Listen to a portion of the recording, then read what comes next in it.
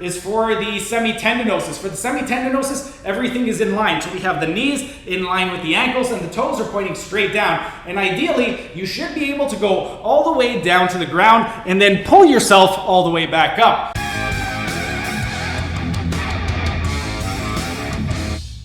Hey everyone, thanks for tuning in and welcome back to another episode of Ask Me Anything. Steven here with Team Euphoric, and this week's question comes from GP, and GP would like to know, if my hips crack during ab exercises, what could that mean? Well, GP, with regard to hips cracking during ab exercises, there are a couple of different reasons why your hips may crack. The first is that you may have really weak abdominals and glutes, and you have really tight hip flexors, and when that happens, your hip flexors are going to try to compensate for the weak abdominals by taking over the actual exercise. So what you want to do is make sure that you are not going into anti-version of the pelvis when you are doing your crunches. You really want to focus on maintaining retroversion of the pelvis, so tucking your pelvis underneath you. And then a second problem is that you may have postural dysfunction. Speaking of the retroverted pelvis, when you have excessive anti-version of the pelvis, what's going to happen is you're going to have certain muscles that are going to be very, very taut and weak, and that is going to be your abdominals, your glutes, and your hamstrings. So you would want to strengthen those muscles. And then the tight muscles are going to be your hip flexors, such as your psoas major and also your rectus femoris. So today, I'm going to be teaching you how to stop your hips from cracking when doing crunches by sharing with you the top 5 exercises to help stop cracking hips. The first exercise to stop cracking hips is going to be a strengthening exercise for the rectus abdominis muscle, and more specifically, we're going to be targeting the subumbilical fibers or the lower abdominals. For it, we're going to be in a supine position, and what we want to do is we are going to go ahead and get into retroversion of pelvis, flat lumbar, flat thoracic, chin tucked in, crown head away, eyes looking down between your thighs to put the dura mater under tension. With the arms, we want to stabilize the scapular girdle by placing the arms at the level of the glenohumeral angle. If you don't know where that is, depending on everybody's morphology, it's going to be anywhere from 90 to 135 degrees. For the average person, when your arm is fully extended and the palm is at your level of your forehead or slightly higher, that's going to be your glenohumeral angle. Then, from this position, we want to flex our hips and knees to 90 degrees, and all we want to do is drive our knees up toward the ceiling and get into as much flexion of the lumbar spine to the level of the L3. The reason we're going to stop at the level of the L3 is because it's the subumbilical fibers, and the L3 is roughly at the level of the umbilicus. But this is the strengthening exercise for the subumbilical fibers of the rectus abdominis.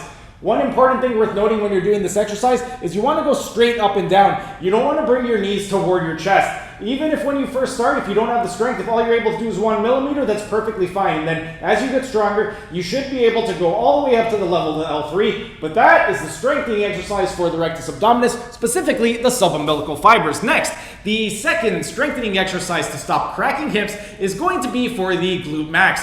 For the gluteus maximus, we're going to be targeting the deep fibers, and for it, I'm going to be taking you through 5 different variations. For each of them, you're going to be in a supine position, and we want to maintain retroversion of pelvis, flat lumbar, flat thoracic, your chin is tucked in, the crown of the head is up, eyes are looking down at the floor to put the dura mater under tension, and once again, the arms are at the level of the glenohumeral angle to stabilize the scapular girdle. So I'm going to go ahead. This first one, we're going to start from the outside of the glutes and work the way in. So this first one is for the lateral fibers, meaning the ones closest to the outside. For it, what we want to do is we are going to go and bring our feet at hip width apart. The knees, we want to squeeze them together, and we want to roll and unroll the spine 1 vertebrae at a time as high as we can, and then lower it without letting the glutes touch the ground. And for this one right over here, one important thing worth noting is what you can do to act as a biofeedback mechanism is take a business card, place it between your knees, and then if you drop the business card, you know that you ended up losing the tension. Next, we're going to target the medial-lateral fibers, meaning the portion closest to the outside but a little bit closer to the midline. For this one,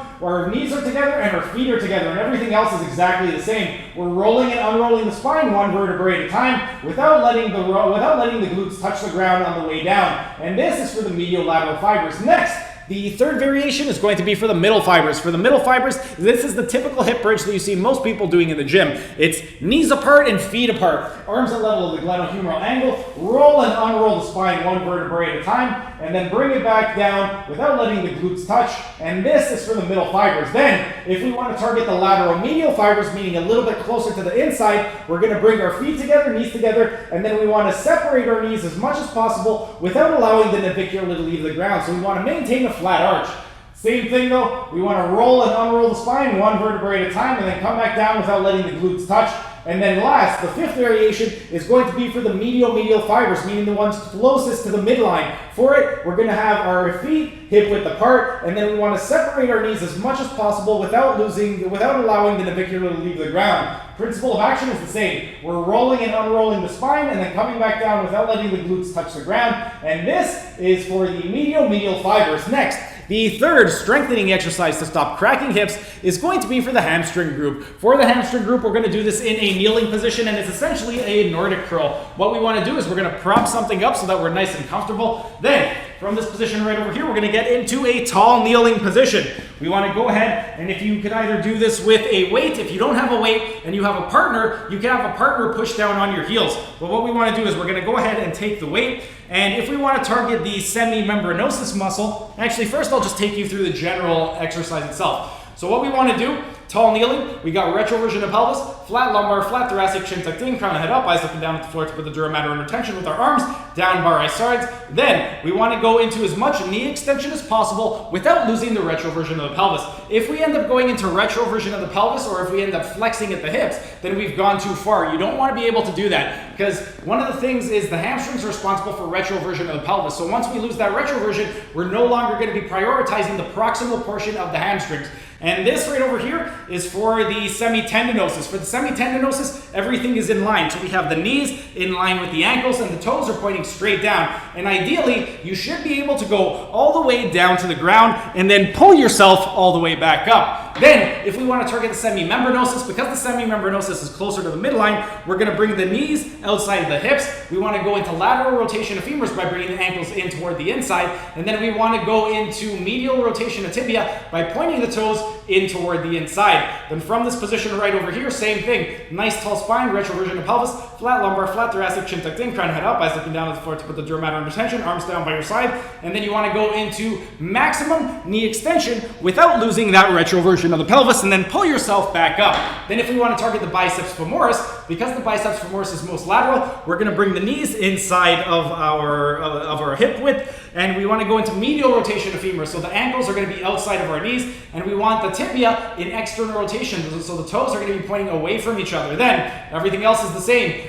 We got retroversion of pelvis, flat lumbar, flat thoracic, chin tucked in, crown head up, eyes looking down at the floor to put the dura mater in tension, arms down by your side, go into maximum extension of the knees without losing that retroversion of the pelvis. And that was for the biceps femoris. Next, the fourth exercise to stop cracking hips is going to be a myofascial stretching exercise for the psoas major. For the psoas major, we're going to get in a half kneeling position.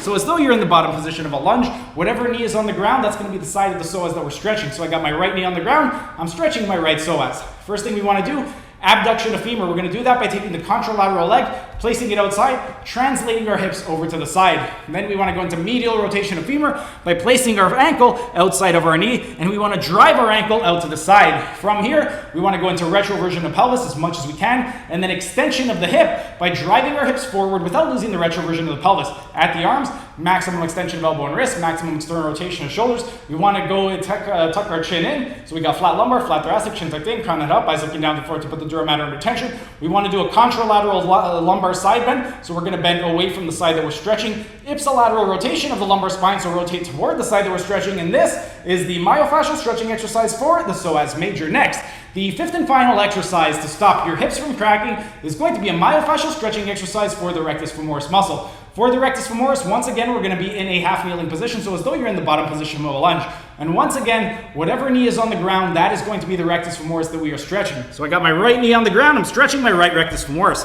Then, what we want to do from this position right over here is with the contralateral arm, we're going to reach back and grab a hold of our ankle, and we want to go and we want to prioritize flexion of the knee and retroversion of the pelvis. So we're going to bring our heel toward our glute, and we're going to pull our ankle toward the midline. Once you feel nice and comfortable, what you're going to do is you're going to rest your arm on your thigh. If this is comfortable for you, next thing we're going to do is we're going to go into maximum extension of elbow and wrist, maximum external rotation of shoulders, and then we want to project the palm up. So the arm is in line with the coronal plane, so bicep in line with the ear. We want to try and pull the ankle so that our heel touches our glute, and really prioritize the pulling of the heel toward the glute and pulling the ankle toward the midline while maintaining that retroversion of the pelvis. And this is the myofascial stretching exercise for the rectus femoris muscle. And there you have it. Those were the top 5 exercises to stop cracking hips. If you have cracking hips or if you have issues with regard to pelvic dysfunction, go ahead and give those exercises a try. And if you have given them a try, go ahead and drop your comments down in the comment section. Let me know what you guys thought of the exercises. In terms of the actual sets and repetitions, what you want to do for the strengthening exercises, you want to do 3 sets of 50 repetitions, and that's 5-0, not 1-5. The reason we're going so high with the repetitions is because we're trying to elicit a postural change. And whenever we're trying to elicit a postural change, one of the most important things is going to be accumulating enough time under tension. And if we do the typical 8 to 12 bodybuilding repetition rep range, we're not going to be able to accumulate that time under tension. So 3 sets of 50 repetitions for each of the strengthening exercises. Then, once you've done the strengthening exercises, you want to finish off with the myofascial stretching exercises. For the myofascial stretching exercises, you want to do 3 sets of a 30-second hold on each side, and you want to make sure that you do them every single day, because once again, we're trying to accumulate that time under tension, and if we only do them once a week or once a month, we're not going to be able to see the true benefit of the myofascial stretching exercises. So 3 sets of 30-second holds on each side every single day. But that's pretty much it for today's video. If you guys enjoyed the video, be sure to smash that like button so know to keep making these types of videos in the future. And if you're either new to the channel or haven't subscribed yet, be sure to subscribe to the channel and hit the notification bell, as I will be uploading new videos every single day. That's it for today's video. Thanks for tuning in, and I will see you again tomorrow.